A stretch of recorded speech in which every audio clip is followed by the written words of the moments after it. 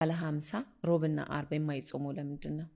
እንደው እንዲህ ብሎ የሚጠይቅ ሰው መገኘቱ ራሱ ትልቅ ነገር ለመሰለሽ። ብዙ ሰው አርብ ሮብ ለምን እንጾማለን ይላል እንጂ ጾሙ ሲቀር ለምን አንጾምም አይል፣ በዛው ቢቀር ደስ ይለዋል። እና ስለዚህ ለምን አንጾምም የምትለው ጥሩ መንፈሳዊ ጥያቄ ነች።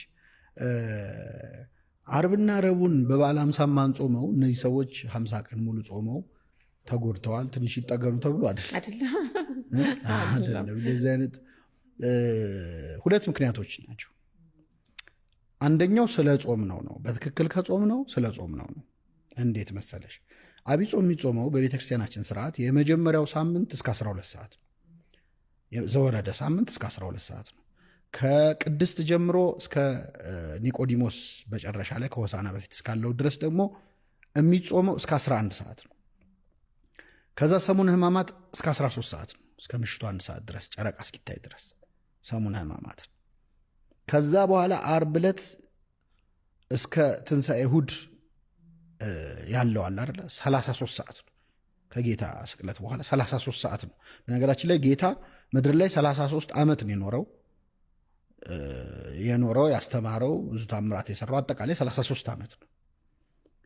በሲኦል ላሉ ነፍሳት ደግሞ ከሞተ በኋላ ነፍሱ ከስጋው ከተለየች በኋላ በሲኦል ላሉ ነፍሳት 33 ሰዓት ሰብኮላቸው። የምድር 33 ዓመት የሲኦል 33 ሰዓት ነው እና ያንን አስተምሯል። በወህኒ ላሉ ነፍሳት ሰላምን ሰበከላቸው ያለው ቅዱስ ጴጥሮስ ማለት ነው።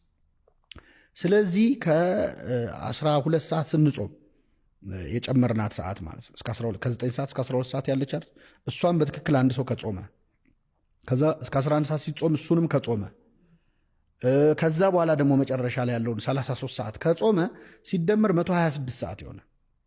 126 ሰዓት ማለት በበዓለ 50 የማንጾማቸው አርብና ረቡ ሰዓቶች ናቸው። ስለዚህ ኦልሬዲ በትክክል ሰምተናት በዛ ደረጃ ከጾምን አርብና ሮብን ጾመን ነው የጨረስነው። አብይ ጾም ላይ ስለተጾመ ነው የማይጾመው ማለት ነው። ይህን ጠንቅቆ ግን የማይጾም ሰው ካለ ደግሞ ሁለተኛው ግን ምክንያት ትንሣኤ ማለት 50 ቀን እየተከበረ አይደለም። 50ውን ቀን እንዳንድ ቀን ነው ቤተክርስቲያን የምታየው፣ እንዳንድ ቀን።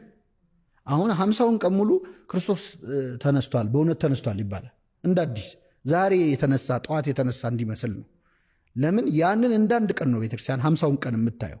ስለዚህ በትንሣኤው ቀን መጾም ይሆንባታል።